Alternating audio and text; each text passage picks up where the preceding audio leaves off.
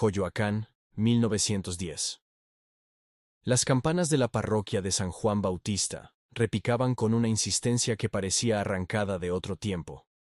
Aquel barrio al sur de la Ciudad de México aún se sentía más pueblo que capital, con sus calles de piedra suelta, sus muros de adobe y sus patios empedrados donde los jacarandás florecían como si el mundo fuera solo color y promesa. En la Casa Azul, una construcción sobria pero acogedora en la calle de Londres, Magdalena Carmen Frida Kahlo Calderón, de apenas 3 años, corría descalza por el corredor. Su risa tenía un filo peculiar, como de cristal a punto de romperse. Ya desde entonces, algo en ella escapaba a las convenciones. No era ni del todo niña, ni del todo sombra. «Frida, no te acerques al molino», gritó su madre, Matilde Calderón, con esa voz que podía ser al mismo tiempo oración y sentencia. Pero la niña no obedecía.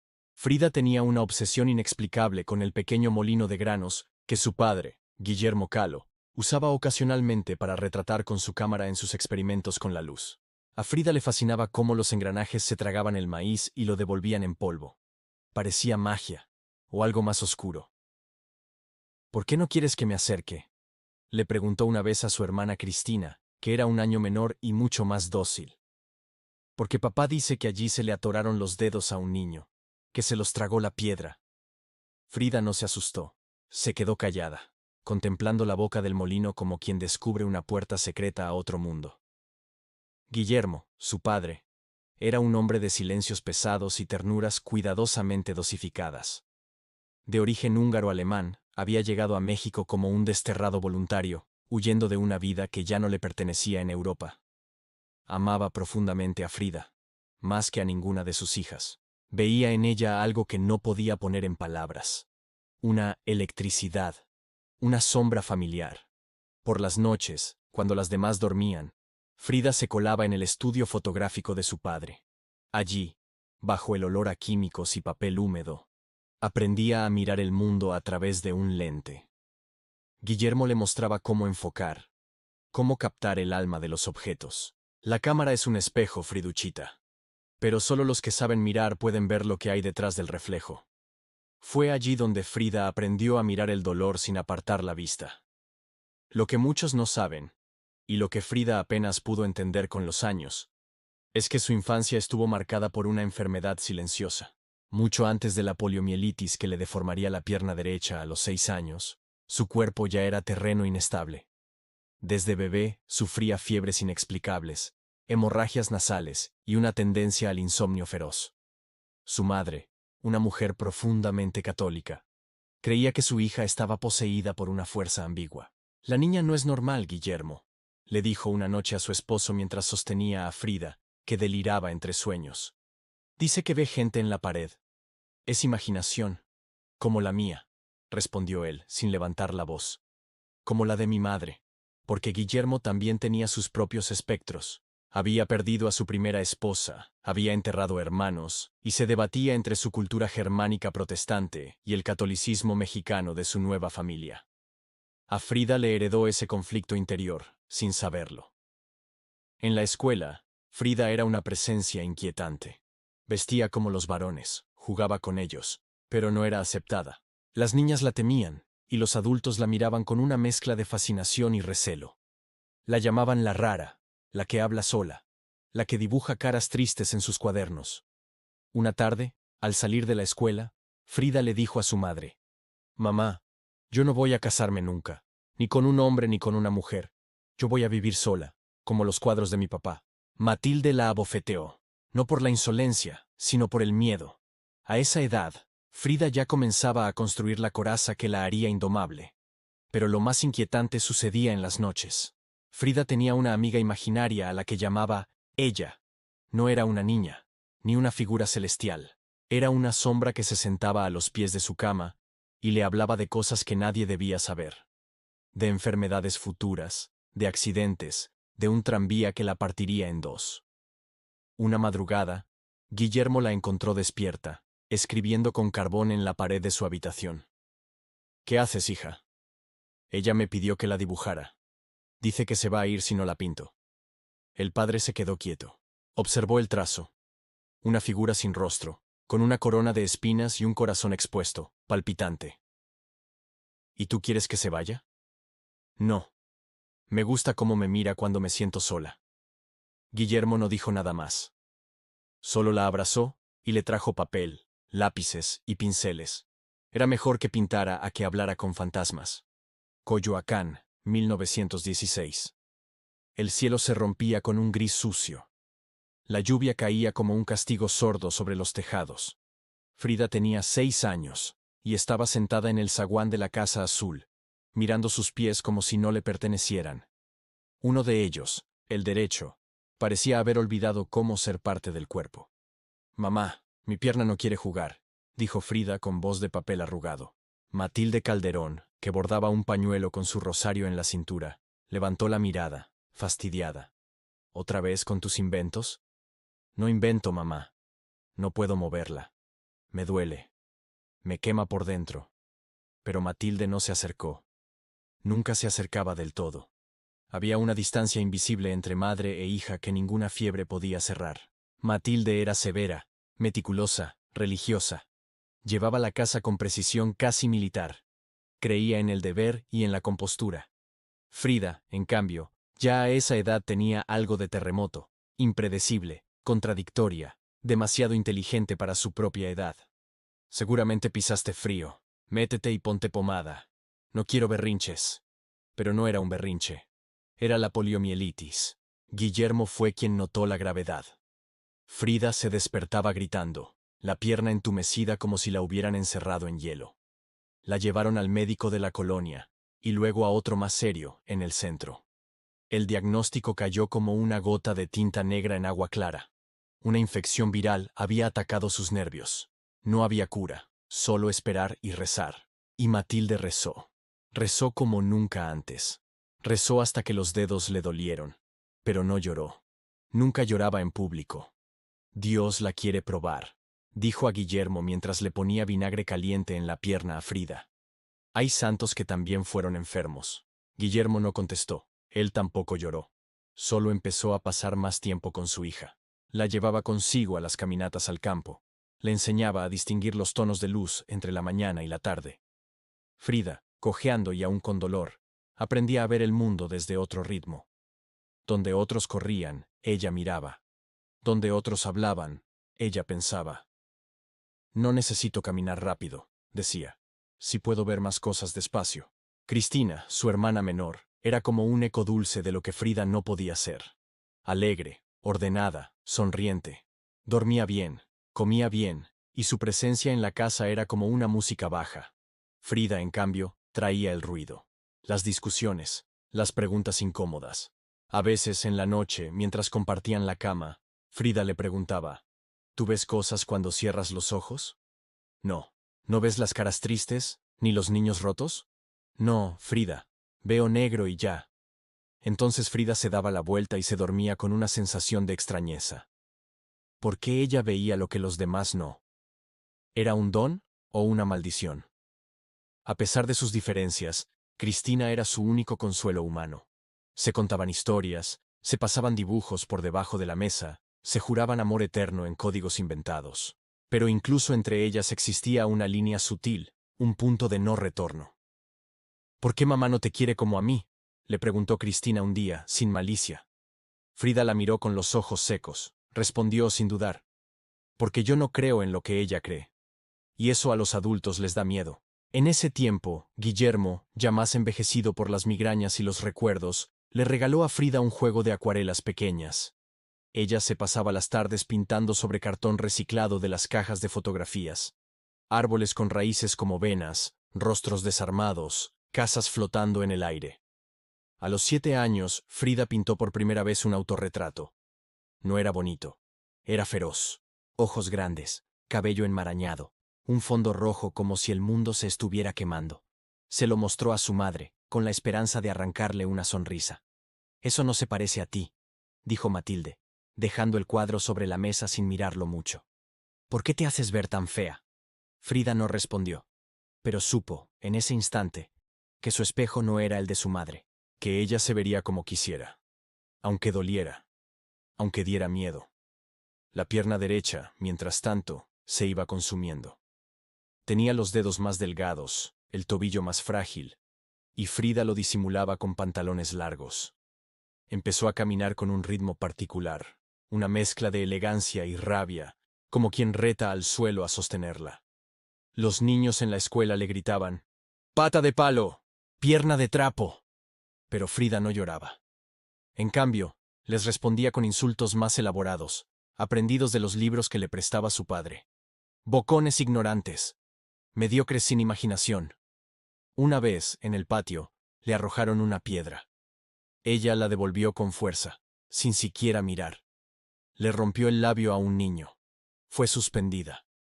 Cuando su madre fue a recogerla, la directora le dijo, «La niña es brillante, pero imposible. No entiende los límites». Matilde se limitó a contestar, «Porque no nació para obedecer. Eso ya lo sé yo». A veces por las noches, Frida se sentaba frente al espejo y hablaba con ella. Ya no tenía forma, ni nombre, pero seguía apareciendo. «¿Voy a mejorar?», le preguntaba. «No». «Entonces, ¿por qué sigo viva?». La sombra nunca respondía del todo. Solo se reía, con una risa lenta, como si supiera algo que Frida aún no comprendía. Y entonces, Frida pintaba. Pintaba como quien se defiende, como quien grita sin hacer ruido. Pintaba lo que los demás no querían ver. Porque a sus 8 años, Frida Kahlo ya sabía que su vida no sería para complacer a nadie. La Casa Azul no era solo una casa. Era un reino con leyes propias. Los muros eran tan gruesos que amortiguaban los sonidos del mundo. Los techos altos y los suelos fríos guardaban ecos de conversaciones viejas. En cada habitación vivía un dios distinto. En la cocina, el de las manos de Matilde. En el despacho, el de los silencios de Guillermo. En el patio, el dios de los insectos y los árboles torcidos. Y en la esquina del corredor largo, donde pegaba menos el sol, vivía Frida. La enfermedad se había asentado como una visita que no tenía intención de marcharse. La pierna derecha seguía más delgada, más lenta, más ajena. Pero Frida, testaruda como un trueno encerrado, se negaba a que la trataran como una inválida. «No necesito ayuda», gruñía cuando su hermana Cristina quería acompañarla a caminar. «Pero te cansas». «Prefiero cansarme sola que parecer débil». Y lo decía con una convicción tan feroz que ni su madre se atrevía a replicar. El mundo dentro de las paredes. Frida apenas salía de la casa. El doctor recomendó reposo y cuidado extremo para no agravar la pierna. Así que los días comenzaron a deslizarse como una larga secuencia de sombras lentas. Pero dentro de la casa, Frida tenía un mundo entero. No necesitaba más. Se levantaba con el primer sonido de los gallos, siempre antes que sus hermanas. Le gustaba estar sola en la cocina, cuando aún olía a ceniza y humedad, y podía tocar los objetos sin que nadie la viera. Tenía una obsesión con los frascos de especias. Los abría uno por uno, cerraba los ojos y adivinaba el contenido por el olor. Canela, achiote, clavo, comino. Su madre la sorprendió una vez y le preguntó, «¿Qué haces, niña?». «Estoy entrenando mi nariz». «¿Para qué?». «Para pintar con olores». Matilde la miró un segundo. Luego siguió con su rutina. No sabía si burlarse o preocuparse. Frida también hablaba con los animales del patio, especialmente con un sapo verde y quieto que aparecía siempre junto al pozo. Ella le hablaba como si fuera un viejo sabio. «¿Tú también tienes una pierna mala?», le preguntó una tarde. «¿O solo te gusta quedarte quieto?». El sapo no respondió, claro. Pero esa noche, Frida soñó con él. En el sueño, el sapo caminaba derecho, vestido con traje de charro, y le decía, «No necesitas correr para llegar lejos, solo necesitas quedarte donde nadie quiere mirar». En esa época, Cristina se convirtió en su única compañera de aventuras. Jugaban a inventar países. Frida escribía los nombres. Cristina dibujaba los mapas. Cada país tenía reglas extrañas. En uno no se podía llorar. En otro, solo se comía fruta podrida. En uno más, los niños mandaban y los adultos debían pedir permiso para hablar. «¿Y qué pasa si alguien rompe las reglas?», preguntó Cristina. «Lo encierro en mi pierna», dijo Frida, señalándola como si fuera una celda secreta. Cristina se rió, aunque no supo si era un chiste o no. A veces también hacían ceremonias secretas. Frida recortaba figuras de papel, les ponía nombres, les inventaba tragedias. Cristina se encargaba de enterrarlas en el jardín. Este se llamaba José, murió de tristeza. decía Frida mientras cavaba con las uñas. ¿Y este? Este no tuvo nombre. Solo lo miraron feo y se rompió. Cristina empezaba a preocuparse un poco. Pero seguía jugando. Porque, en el fondo, sabía que Frida no jugaba para divertirse. Jugaba para sobrevivir. La madre de los mármoles, Matilde, no era una mujer cruel. Era otra cosa. Era severa, hermética, impenetrable. Había sido educada para sostener el hogar como se sostiene un altar. Con sacrificio y sin preguntas. Frida la observaba desde lejos, fascinada y frustrada a la vez. ¿Por qué nunca sonríe cuando me mira?, le preguntó una vez a Cristina. Sí, sonríe. Cuando estás dormida. Frida entonces fingía dormir por las tardes, esperando sorprenderla. Pero Matilde nunca entraba. O si lo hacía como un fantasma, sin hacer ruido, sin dejar olor. Una vez, Frida la encontró llorando en el lavadero. Era la primera vez que la veía descompuesta. Matilde se secó el rostro con rabia. ¿Qué haces aquí?, le dijo molesta. Buscaba a mi sapo. No vengas sola al lavadero. Aquí vive el diablo. Frida no respondió. Solo se quedó mirando sus manos. Las manos de su madre no eran de mármol. Eran de carne que también se cansa. Ese día le escribió un poema en un cuaderno viejo. No se lo dio. Solo lo guardó debajo de su cama. Mi madre tiene una piedra adentro, pero a veces se le moja. Cuando duerme, la piedra sueña, y cuando sueña, no me ve. Semillas de imagen. Los dibujos de Frida empezaron a cambiar. Antes hacía cosas que había visto: árboles, casas, animales. Ahora dibujaba cosas que nadie más veía, ni siquiera Cristina. Dibujó una niña partida en dos, con una pierna que se convertía en raíz. Dibujó un sol con dientes, una mariposa sin alas, una mujer con la cara al revés. ¿Por qué haces eso?, le preguntó su hermana. Porque así es como me veo cuando nadie me mira. También escribía palabras en los bordes. A veces frases enteras. Otras veces solo una palabra, repetida muchas veces. Dolor, dolor, dolor, dolor. Otras, escribía su nombre con letras distintas, como si buscara cuál de todas era realmente ella. Frida Kahlo, F. Kahlo, Frida C., Carmen Frida, Friducha. Estaba buscando algo, o construyendo a alguien, o ambas cosas. La pierna seguía igual. Frida ya no se quejaba. Había aprendido a moverse con una especie de coreografía secreta. A veces cojeaba como un animal herido. A veces caminaba con altivez, como si cada paso fuera un acto de desafío. Una mañana, frente al espejo, se miró durante una hora entera. No se peinó. No se lavó la cara. Solo se quedó allí, en silencio, observando. Me voy a aprender de memoria, susurró. Y así lo hizo. En la casa azul, los hombres no eran muchos, pero sus pasos sonaban más fuerte. Guillermo Kahlo no necesitaba gritar para ser escuchado. Cuando caminaba por el pasillo con su bastón de madera, todo se detenía un poco: los relojes, las cucharas, hasta los pájaros. Era alto, de rostro serio, con un bigote que no cambiaba aunque cambiara todo lo demás. Frida lo veía como un faro, no por brillante, sino porque estaba quieto. Y su quietud daba sentido a los alrededores. Guillermo tenía su estudio en una de las habitaciones del fondo, siempre con la puerta entornada, como una frontera tenue. Frida no tenía permiso para entrar sin avisar, pero se las ingeniaba para aparecer justo cuando él necesitaba algo: un vaso de agua, un rollo de película, una mano que alcanzara un frasco. Friducha, otra vez por aquí, decía él, sin levantar del todo la mirada. Estoy ayudando a la luz, respondía ella. ¿A la luz? Sí. Me dijo que a veces se esconde. Pero si yo estoy cerca, se atreve a quedarse. Guillermo se sonreía apenas, con la comisura del labio izquierdo. Su forma de decir, te entiendo. Frida descubrió que las cámaras de su padre eran como cuerpos con secretos. Le fascinaban los fuelles, los lentes, el sonido seco del obturador.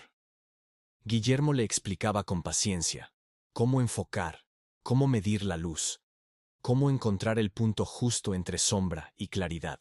Una buena foto no se trata de lo que ves, sino de lo que haces que el otro vea, le decía. ¿Y si no quieren ver? Entonces les enseñas de todas formas. Guillermo sufría de ataques epilépticos. A veces caía al suelo sin previo aviso. Una vez, mientras retrataba a una familia adinerada en la ciudad, se desvaneció. Frida lo había acompañado ese día. Matilde protestó, pero Guillermo insistió. Ella lo vio caer como un tronco, rígido, pálido. Todos corrieron. Ella no. Se quedó a su lado, tomando su mano. Papá, estoy aquí. Ya va a pasar. Cuando abrió los ojos, Guillermo la vio, tranquila, con el rostro serio de una mujer de 40 años en el cuerpo de una niña de 9. ¿Lloraste?, le preguntó él. No. ¿Por qué no? Porque tú tampoco lo haces. Ese día Guillermo le dio un cuaderno de tapas de cuero. No dijo para qué. Ella lo entendió. Comenzó a llenarlo con dibujos de cosas que su padre no podía ver cuando se desmayaba. Sombras que se estiraban como gatos, una luz azul que entraba por las ventanas, los gestos de la gente que fingía no tener miedo. También escribió frases sueltas. Papá se cae para descansar. El cuerpo necesita apagarse. Yo también me apago cuando me duermo, pero sigo viendo. Frida se convirtió en su asistente. Lo ayudaba a revelar las fotos, a numerar las placas de vidrio, a ordenar los archivos. Mientras sus hermanas aprendían costura y catecismo, Frida aprendía a leer negativos, a mezclar líquidos en frascos de ámbar, a limpiar lentes sin dejar huella. Guillermo nunca le decía que la quería. Pero una tarde, mientras medía la luz de una toma, le puso una mano en el hombro y le dijo: «Eres lo único que no me sale borroso». Frida no respondió. Solo se quedó inmóvil, como si una palabra mal puesta pudiera arruinar el momento. Matilde desaprobaba la relación, no con palabras, sino con gestos. Fruncía el ceño cuando Frida pasaba más de 2 horas en el estudio. Servía la comida sin esperarla si Guillermo la retenía para ayudarle con una toma. «No es lugar para una niña», dijo una vez. «Es mejor que la calle», respondió él. «No es eso lo que necesita». «Tú no sabes lo que necesita». Aquella conversación fue oída por Frida desde la escalera. Esa noche dibujó a su madre como una virgen de yeso, con grietas en la cara, y a su padre como una sombra con corazón rojo. En las noches, Frida escribía en el cuaderno de cuero: «Papá me deja mirar. Mamá me dice que no mire. Papá se calla, pero me escucha. Mamá habla, pero no me oye. Yo soy de los dos, pero me parezco más a mí». Un día, en la mesa del comedor, Frida anunció: «Cuando sea grande voy a hacer retratos como los de papá, pero sin cámara». «¿Cómo, entonces?», preguntó su hermana Matilde, burlona. «Voy a usar la cara de la gente, voy a pintarlos desde dentro». Guillermo levantó su vaso de café, como quien hace un brindis invisible. «Entonces vas a ser mejor que yo». Frida lo miró. Le sostuvo la mirada. Y por primera vez, se sintió posible. Frida tenía una manera peculiar de estar en el mundo. No caminaba, desafiaba al suelo, no hablaba, interrogaba, no reía, mordía. A los 9 años ya sabía que no encajaba, y lejos de tratar de corregirse comenzó a disfrutarlo. Un domingo, Guillermo la llevó al centro a comprar material fotográfico. Entraron a una tienda donde vendían papel, plumillas, tinta china. Frida se quedó hipnotizada frente a un estante de cuadernos de pasta dura. «¿Quieres uno?», preguntó su padre. «Quiero todos». «Uno por ahora. Escoge bien». Eligió el más feo. Tapas verdes, rayas torcidas, una etiqueta pegada con burbujas de aire. Nadie lo habría comprado. Frida lo amó por eso. Esa noche, empezó a llenarlo con dibujos de criaturas deformes, mujeres con múltiples brazos, pájaros sin ojos, esqueletos que bailaban. No eran monstruos, eran espejos. En el colegio, los profesores comenzaron a verla con una mezcla de admiración y nervio. Era brillante, pero impredecible. Una vez corrigió a un maestro de historia en plena clase. Otra, escribió un ensayo sobre la inutilidad de la obediencia, y lo firmó como Frida K., desobediente por decisión. No todos lo tomaban con humor. «Esa niña necesita límites», decía una profesora. «Esa niña necesita aire», respondía otra. Cristina, su hermana menor, era la única que a veces podía entrar en su mundo sin ser mordida. Jugaban a inventar lenguajes, a escribir cartas con tinta invisible, a diseñar países donde las reglas eran hechas por niñas que no lloraban. Pero incluso con Cristina, Frida se mostraba intermitente. Su cabeza estaba ya en otra dimensión. En sus pensamientos, ya no era una niña mexicana. Era una viajera entre ideas, una exiliada de la normalidad. Una tarde, mientras leía en el patio, tuvo su primer desmayo. No duró mucho. Nadie lo notó. Pero ella sí. Sintió como su cuerpo se apagaba de pronto, como si alguien bajara el interruptor sin avisar. Cuando abrió los ojos, miró las hojas del árbol temblando sobre ella y dijo: «Ya me estoy rompiendo también». No lloró. No dijo nada. Solo anotó en su cuaderno: «Mi cuerpo me va a traicionar». Pero mi mente ya me juró que no. Guillermo, aunque callado, lo percibía todo. Le enseñó a respirar para calmar los temblores, a oler ciertos frascos de aceites que usaba para los ataques propios, a sentarse con la espalda recta cuando el mundo comenzaba a moverse raro. Frida lo miraba como un mapa futuro. Su sombra le enseñaba cómo no quebrarse del todo. «¿Y si no me compongo nunca?», le preguntó una noche, mientras ordenaban negativos. «No viniste a componerte. Viniste a crear algo con las partes que te toquen». Frida se guardó esa frase como un amuleto. A veces la repetía cuando tenía miedo. «No viniste a componerte». Así, en la frontera difusa entre niña y joven, entre cuerpo y pensamiento, entre obediencia y disidencia, Frida comenzó a intuir algo que aún no sabía decir con palabras. Que iba a ser distinta. Sí, pero no por destino. Por decisión. Frida estaba creciendo hacia adentro. En su carne todavía era una niña flaca, con trenzas amarradas con hilos viejos. Pero su cabeza ya tenía cicatrices de mujer. Pensaba cosas que no sabía dónde meter. Sentía cosas que no podía decir sin ser corregida, callada, anulada. La casa le quedaba chica, el uniforme, apretado, las paredes, aburridas, su madre, insoportable. «¿Por qué no quieres ser normal, Frida?», le preguntó Matilde una mañana, al verla salir con unos zapatos diferentes, uno rojo y otro negro. «¿Por qué los normales no cambian nada? Y tú vas a cambiar el mundo». «No sé.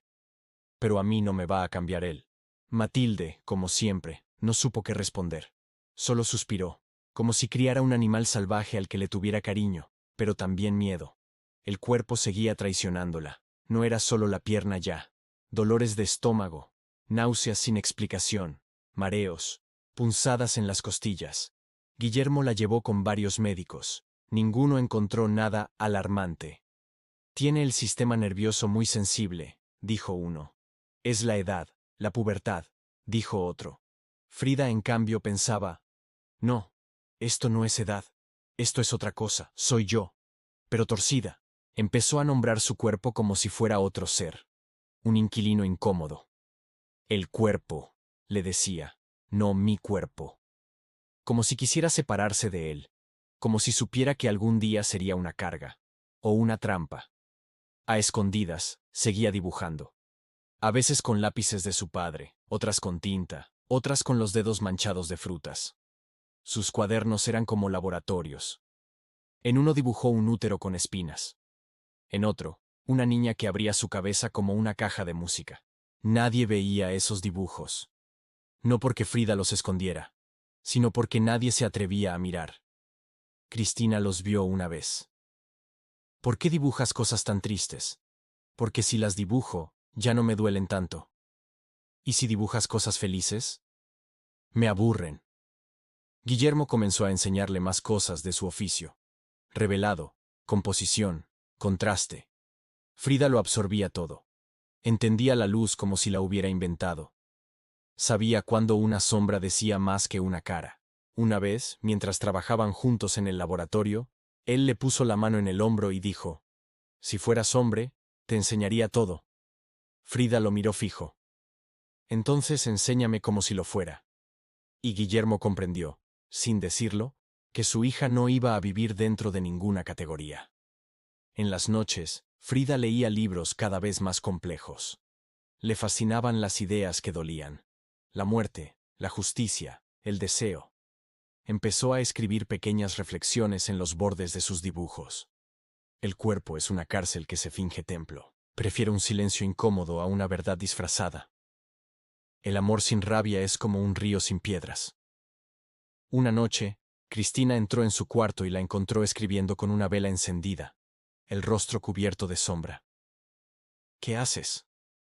Escribo sobre el futuro. ¿Y qué dice? Frida sonrió. Que va a doler, pero que voy a sobrevivir. La relación con sus hermanas era desigual. Adriana ya no se hablaba con ella salvo lo necesario. Matilde se había vuelto una sombra religiosa que la vigilaba a distancia. Cristina seguía cerca, pero a veces no la entendía. Frida lo sentía. No me sigas si no quieres ver, le dijo una vez, al mostrarle un dibujo de una mujer con alas abiertas y una cruz clavada en el pecho. ¿Qué es? Soy yo, pero más libre. Cristina guardó silencio, y desde entonces empezó a mirar con más respeto. Un día, su padre recibió una carta de un viejo colega. Había una convocatoria para ingresar a la Escuela Nacional Preparatoria, un lugar donde entraban muy pocas mujeres, donde se discutían ideas grandes, donde se formaban médicos, abogados, ingenieros. Frida escuchó la noticia como si le hubieran abierto una jaula. ¿Puedo intentarlo?, preguntó. Matilde se horrorizó. ¿Una mujer ahí? Es un lugar para hombres. Entonces voy a entrar como bomba. Guillermo no dijo nada. Solo le pasó la carta. Léela bien, y si vas a hacerlo, hazlo con rabia. Frida no durmió esa noche. Se pasó horas frente al espejo, mirándose la pierna torcida, los ojos de cejas unidas, la piel manchada por el sol. No era bella, pero era feroz, y tenía hambre. En su cuaderno escribió: me van a mirar raro, me van a querer callar, me van a decir que no es lugar para una como yo. Pero les voy a gustar. No porque son buenos, sino porque no van a tener otra opción. No había comenzado aún el camino, pero ya lo había imaginado. Frida no sabía si iba a pintar, ni siquiera si iba a vivir mucho. Pero sabía una cosa: iba a entrar a ese mundo de hombres, y lo iba a morder desde adentro. Y en el fondo, aunque no lo dijera en voz alta, algo dentro de ella comenzaba a susurrar: ya no soy una niña, ahora voy a ser peligro. La mañana en que pisó la Escuela Nacional Preparatoria por primera vez, Frida llevaba un vestido sencillo, las cejas despeinadas a propósito, y un cuaderno nuevo bajo el brazo. El corazón le latía con tanta fuerza que, por un instante, creyó que los escalones temblaban al ritmo de su pulso. Al cruzar las puertas del colegio, no se sintió pequeña. Se sintió encendida. El edificio era inmenso: techos altos, escalinatas de mármol, muros con inscripciones en latín.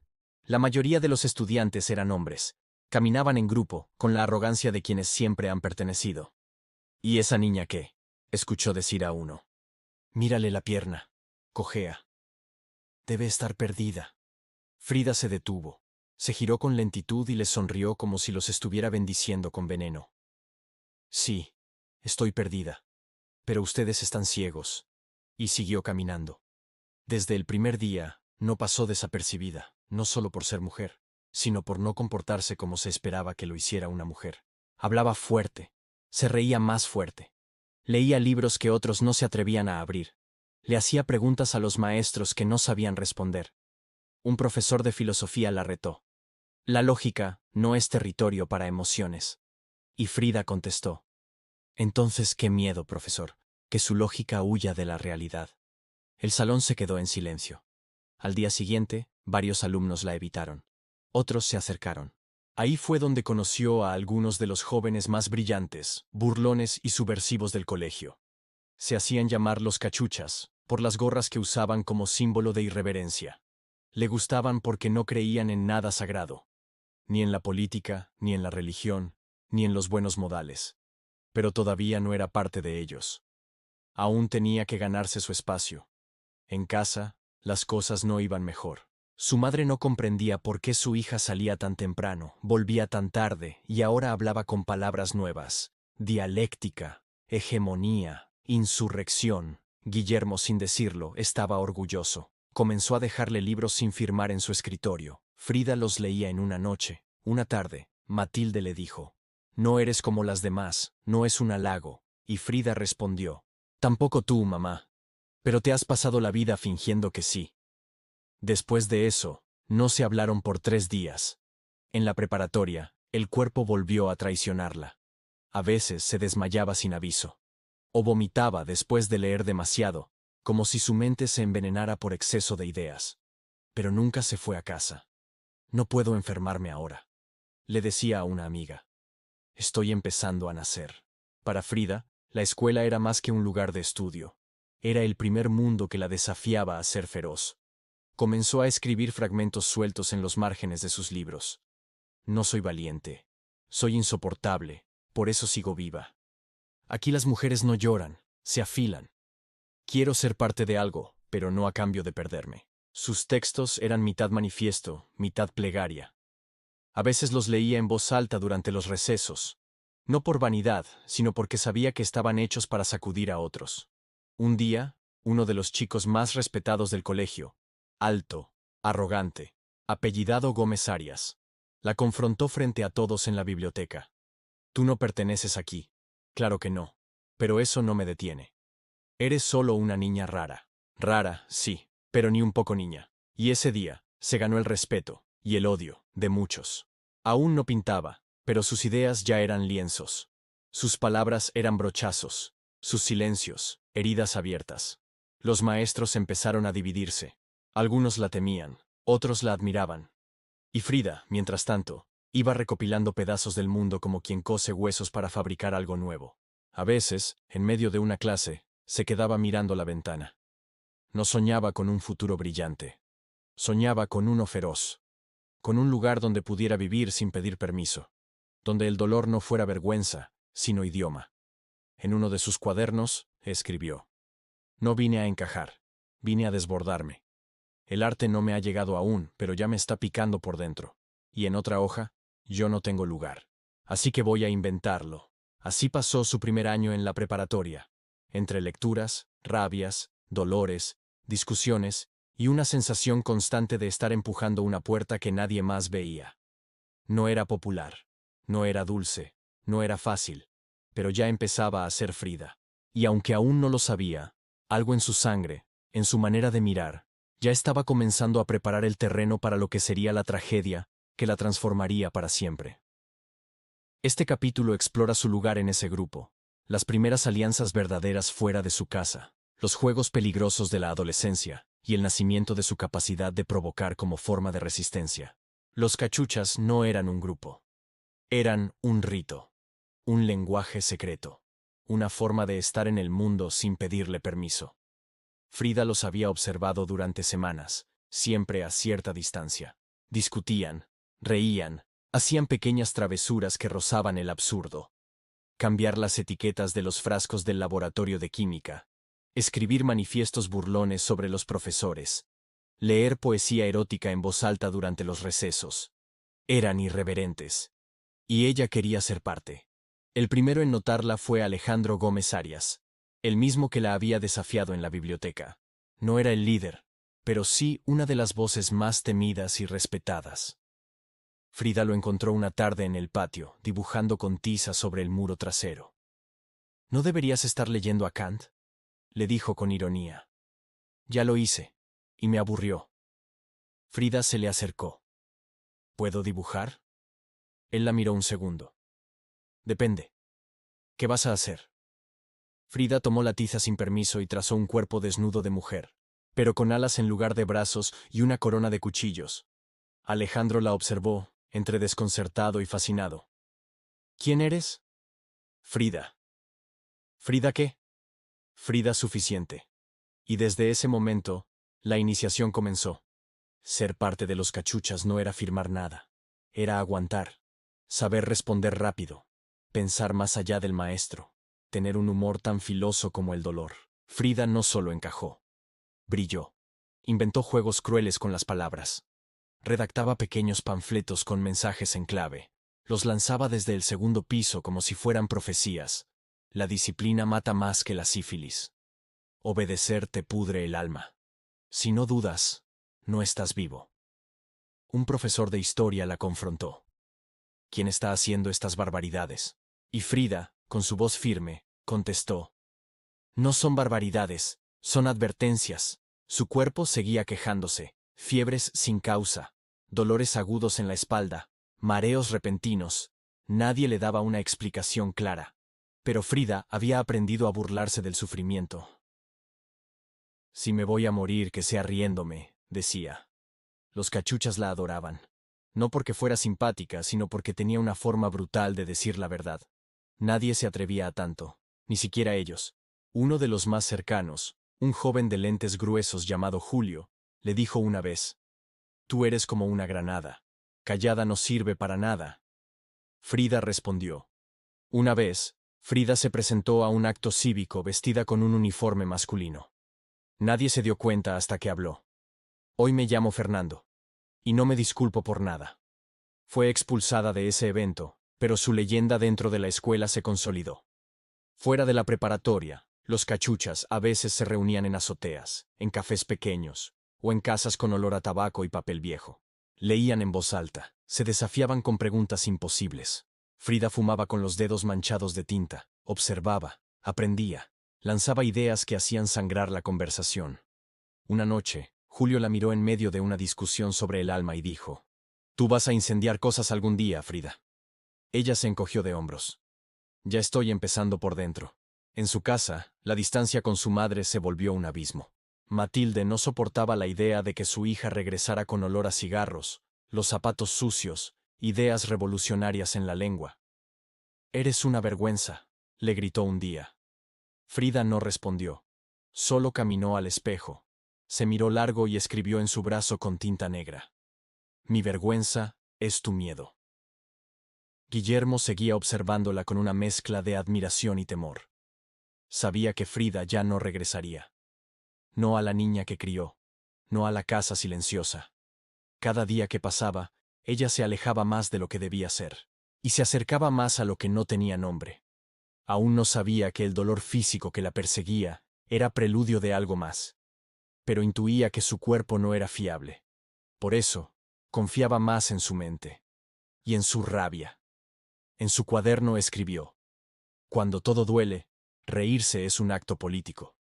Ellos quieren que me rinda. No saben que vine a arruinarles la fiesta. Si la escuela no enseña a gritar, entonces hay que romper las ventanas». Con los cachuchas, Frida encontró lo más parecido a una familia fuera del hogar. Una familia de locos lúcidos, que no querían que el mundo cambiara solo para vivir en paz, sino para vivir de verdad.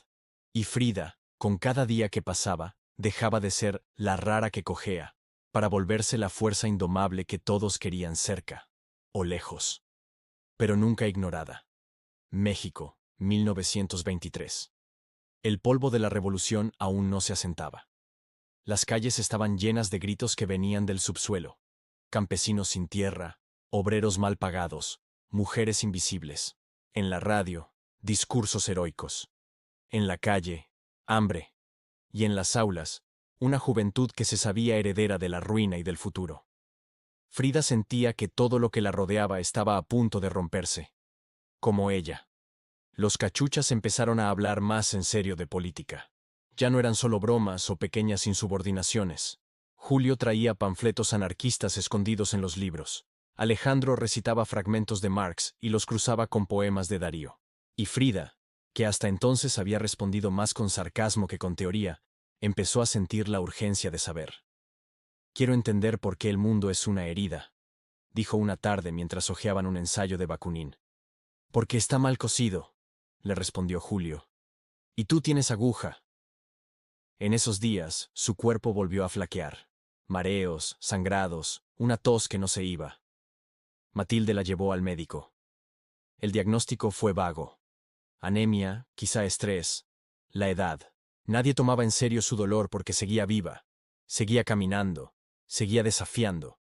Nadie imaginaba que por dentro algo se deshacía. «¿Te duele?», le preguntó su hermana Adriana una noche. «Me arde. Pero no sé si es el cuerpo o el alma». «¿Y qué haces?». «Me río. Si no, me deshago». En la escuela, sus dibujos comenzaban a cambiar. Antes eran líneas sueltas, cuerpos con alas, corazones con bocas. Ahora, había rostros partidos, mujeres ardiendo, madres sin brazos. En los márgenes de sus cuadernos, garabateaba escenas de ciudades quemadas y mujeres con serpientes por columna vertebral. Un maestro de dibujo, intrigado por uno de esos bocetos, la detuvo después de clase. ¿Tú hiciste esto? Frida asintió, desconfiada. ¿Por qué la mujer tiene ojos en la espalda? Porque así ve cuando la traicionan. El maestro no supo qué decir. Le recomendó ver algunas litografías de Goya. Le habló de José Guadalupe Posada y de un tal Orozco. Frida tomó nota, aunque no lo dijo. Ya había empezado a trazar su propio lenguaje. Uno que dolía. Un día, en medio de una discusión política en el aula, alguien dijo que las mujeres debían quedarse fuera del debate. Frida se levantó. Las mujeres estamos dentro de todo. En la cocina, en la cama, en el parto, en las trincheras. ¿Y todavía quieren que callemos? No somos una opinión. Somos el fuego. La mitad del salón aplaudió. La otra mitad la miró con desprecio. A ella no le importó.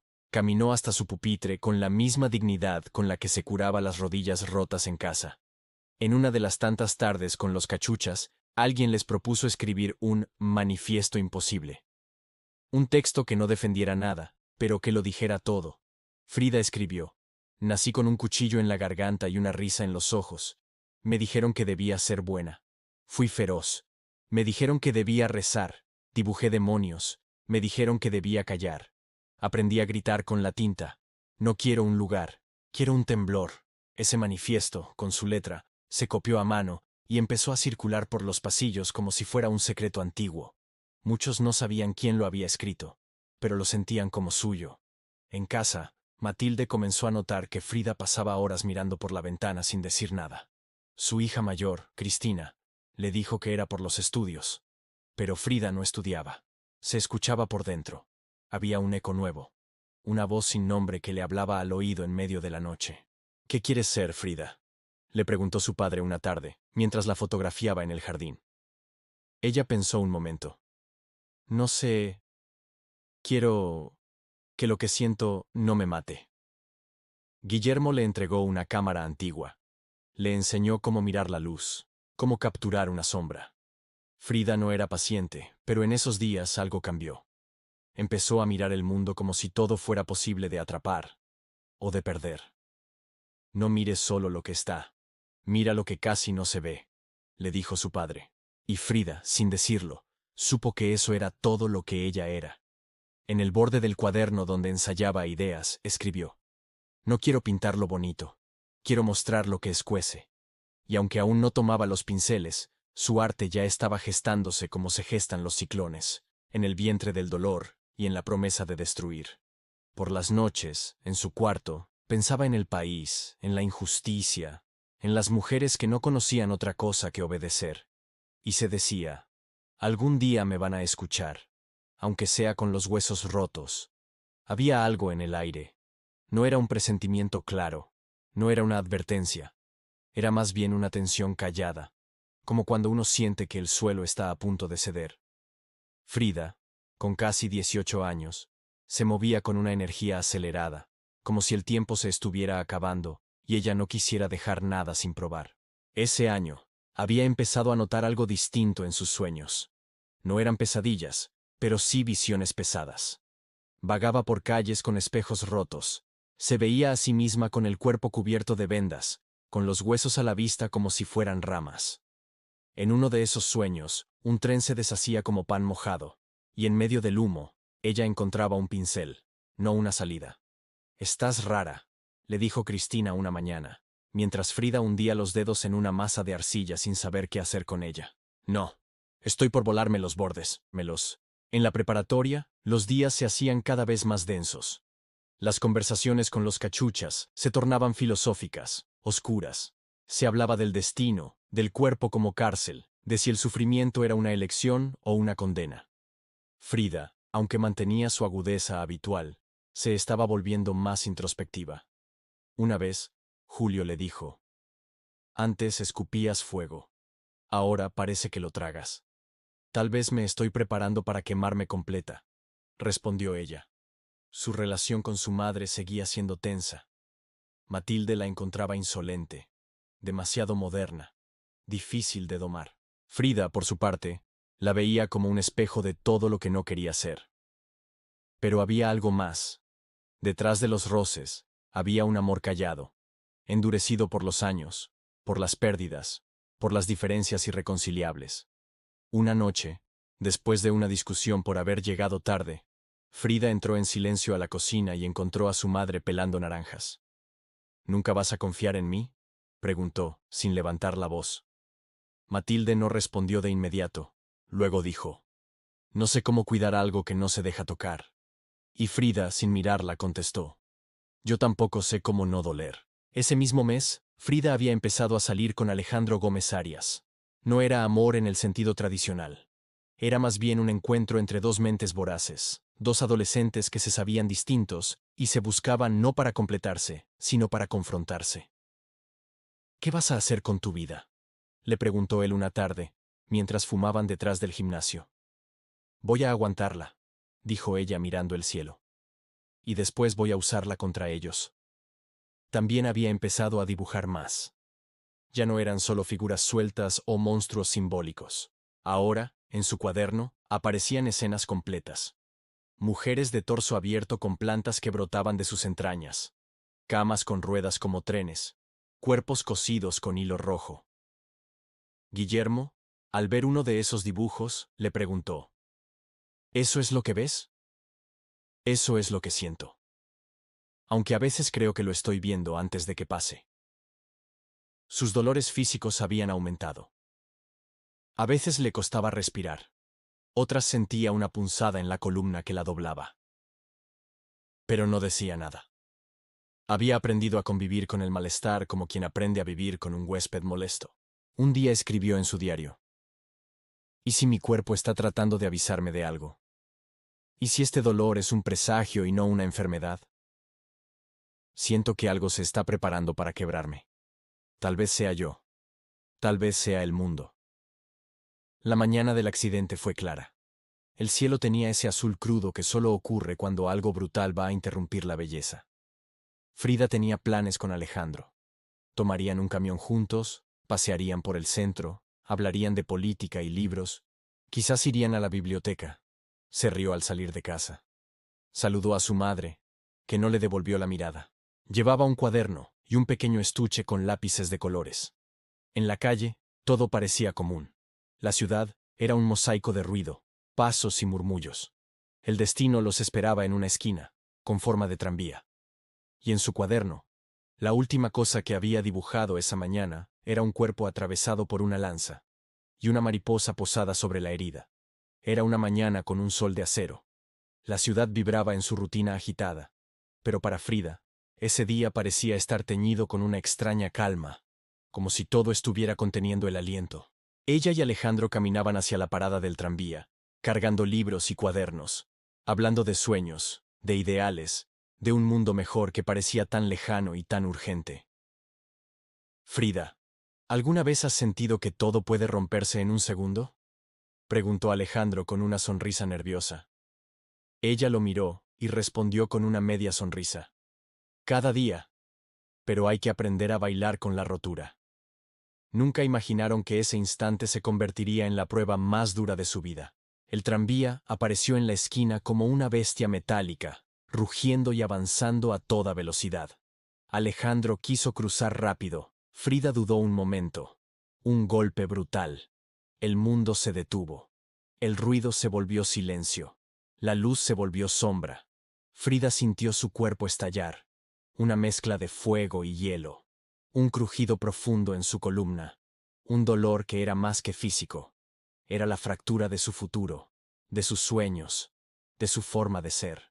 Estirada en el suelo, con el cuerpo roto, la gente empezó a gritar, a llamar a los médicos, a formar un círculo alrededor de la joven que sangraba, que respiraba con dificultad, que apenas podía moverse. En ese instante, mientras los murmullos se convertían en un caos, algo dentro de ella se apagó, y otra cosa comenzó a encenderse. Un fuego oscuro, un tormento profundo, una decisión silenciosa. «No me van a romper», se dijo a sí misma. «No voy a ser menos». Las semanas siguientes fueron un infierno. Hospitales, yesos, cirugías, dolores que parecían no terminar nunca. Frida vivió en un cuerpo que se negaba a obedecerla, que le recordaba constantemente su fragilidad. Pero también empezó a entender algo nuevo. El cuerpo es un lienzo, y el dolor puede ser una pintura. En la habitación del hospital, con la espalda rota y los sueños destrozados, Frida comenzó a pintar. Al principio solo garabatos, pero luego imágenes que hablaban de sus heridas, de la soledad, de la furia que no podía expresar con palabras. Matilde, que había estado distante, la visitaba con ojos llenos de lágrimas. La relación entre madre e hija comenzó a transformarse, aunque con dificultades. Frida entendió que su vida nunca sería igual, pero también sabía que la historia que iba a contar a partir de ahora sería mucho más intensa, más auténtica, más imparable. Su niñez, su adolescencia, todo quedó atrás. Comenzaba la era de la mujer que transformaría el dolor en arte, la rabia en creación, la herida en fuerza. La luz de la habitación era tenue, filtrada por las cortinas raídas. En ese cuarto reducido del hospital, rodeada de paredes blancas y el aroma metálico de la medicina, Frida se encontraba atrapada en un cuerpo que ya no sentía completamente suyo. Sus huesos rotos le recordaban cada instante la fragilidad, pero también la urgencia de construir algo que la salvara de la oscuridad. El primer pincel que tocó su piel fue casi un accidente. Una enfermera le dejó junto a la cama una caja de colores y un cuaderno para distraerla. Frida tomó el pincel con manos temblorosas, dudando si realmente podría crear algo hermoso desde el dolor. Pero esa primera línea fue un grito contenido. En días y noches largas, pintó sin cesar. Retratos, cuerpos fragmentados, flores que crecían entre espinas, ojos que miraban con furia y ternura. Cada trazo era una palabra, cada color una emoción que no podía decir en voz alta. Pintar se volvió su manera de respirar, de mantenerse viva cuando el cuerpo le pedía rendirse. Matilde observaba a su hija, con una mezcla de orgullo y tristeza. Ya no entendía del todo a esa Frida que emergía de las cenizas, pero sabía que su niña estaba encontrando un camino propio, un lenguaje secreto. Una tarde, mientras Frida pintaba un autorretrato con el cuerpo cubierto de heridas y mariposas, su madre se sentó en silencio a su lado. «Tu dolor no te define», dijo con voz queda, «pero puede transformarte». Frida la miró, sorprendida por esa conexión inesperada. El arte no solo era un refugio, sino un desafío. Frida empezó a estudiar con empeño, a leer sobre grandes artistas, a buscar inspiración en lo más profundo de su cultura y su historia. Sus dibujos empezaron a combinar la tradición mexicana con una mirada cruda y personal, una mezcla que nadie más se atrevía a mostrar. Los días en la casa se llenaron de pinceles, de libros, de colores y de silencios compartidos. Su padre le regaló un caballete y le insistió en la importancia de la luz, la sombra y la composición. Matilde, aunque a veces ausente, respetaba el fuego que veía en ella. Pero la soledad seguía siendo su compañera más fiel. La frustración de un cuerpo que no respondía, el encierro, las dudas sobre su futuro, el miedo a no ser suficiente. Frida escribía en su diario: «Este cuerpo roto es la jaula y la llave. Pintaré mi escape, aunque duela». Así, poco a poco, Frida fue inventando la vida que quería vivir. Una vida donde el dolor no era solo sufrimiento, sino materia prima para crear, para gritar, para amar y para luchar. El yeso ya no era blanco. Estaba cubierto de dibujos, frases, trazos que parecían venas. Frida lo había transformado en una extensión de sí misma. Su corsé se volvió galería, su inmovilidad, manifiesto. No tenía aún un estudio ni un maestro formal, pero ya pintaba como quien necesita respirar, con necesidad brutal. Los pinceles eran sus muletas, y su reflejo, su modelo más fiel. Una mañana, su padre entró al cuarto en silencio. Guillermo, meticuloso, distante, pero siempre atento, le dejó una caja de madera antigua sobre la mesa. Adentro, pinceles limpios, tubos de óleo, una pequeña paleta y una carta. «Frida, el mundo no siempre sabrá mirarte. Pero si tú aprendes a mirar hacia adentro, nada podrá quitarte lo que encuentres». Ella guardó la carta como si fuera un secreto. Fue también en esos días que empezó a interesarse profundamente por la medicina, por los libros de anatomía. Le fascinaba entender el cuerpo humano, no solo como carne y hueso, sino como símbolo. Aprendió el nombre de cada vértebra que la había traicionado, de cada órgano que persistía. Leía y dibujaba corazones abiertos, esqueletos entre flores, órganos flotando como planetas. Quiero pintar lo que la gente no ve, le dijo una noche a Cristina. Lo que hay dentro, donde nadie quiere mirar. ¿Y no da miedo? Sí. Pero es peor vivir con los ojos cerrados. Cristina, su hermana menor, había estado a su lado más de lo que la historia suele recordar. Era su confidente silenciosa, la que sostenía el espejo mientras Frida se autorretrataba. Aunque a veces discutían, compartían una complicidad sin palabras. Una tarde, mientras Frida pintaba un retrato con el torso abierto y el corazón expuesto, Cristina preguntó, ¿eso eres tú? Sí. Y no. Es lo que me siento, no lo que me veo. Fue en ese autorretrato donde por primera vez Frida pintó sus cejas como un arco continuo, sin corregir, sin suavizar. Lo hizo con orgullo, con rabia. No como una burla, sino como un estandarte. Ya no quería gustar. Quería decir. Comenzó a mostrar sus cuadros a algunos amigos. Las reacciones fueron confusas. Esto es verdad, respondió Frida sin pestañear. No buscaba aprobación. Sabía que su arte no era cómodo. Era íntimo, crudo, femenino, profundamente mexicano y profundamente suyo. En casa, su madre aún no comprendía del todo esa nueva Frida que pintaba venas, sangre, mujeres con espinas. Pero había aprendido a no reprimirla. A veces, cuando creía que nadie la veía, Matilde se asomaba a la puerta del cuarto y se quedaba observando en silencio el lienzo inacabado. Y aunque nunca decía nada, a Frida le bastaba con saber que no la detenía. Fue entonces cuando empezó a escribir no solo en su diario, sino en los bordes de los cuadros. Frases como gritos al margen del lienzo, me pinto a mí misma porque soy a quien mejor conozco. Mis cuadros no son sueños, son mi propia realidad. Así, cada pintura se volvió una confesión, una cicatriz abierta. Un día, después de una jornada especialmente dolorosa, se miró en el espejo y dijo en voz baja, no me reconstruyo para volver a ser la de antes. Me construyo para ser la que nunca imaginé. Y sonrió, porque entendió que el dolor no era su final, sino el fuego donde se estaba fundiendo algo nuevo. La casa de Coyoacán respiraba un aire denso y vibrante, como si en cada rincón se almacenaran ecos del pasado y promesas del futuro. Frida, ya no la niña ni la adolescente rota, sino una mujer joven que había aprendido a mirar sus heridas sin miedo, caminaba con paso firme, aunque su cuerpo seguía siendo un mapa de dolor y cicatrices. Ese día, Frida se sentó frente al caballete. No había prisa ni dudas. Las pinturas acumuladas a su alrededor eran testigos silenciosos de su viaje. Desde la niña llena de sueños y miedos, hasta la joven que había aceptado su fragmentación como parte de sí misma. Sacó un pincel nuevo, de cerdas suaves y mango gastado, y empezó a trazar una figura. No era un autorretrato común. Era una mujer con cejas unidas, torso abierto, mariposas revoloteando alrededor de su corazón. No soy víctima, murmuró. Soy creadora. La voz de su madre, Matilde, resonó en la cocina. Esta vez no hubo reproches ni silencios cortantes. Solo una aceptación, una comprensión que había tardado años en llegar. Tienes fuego en la sangre, Frida, dijo con suavidad.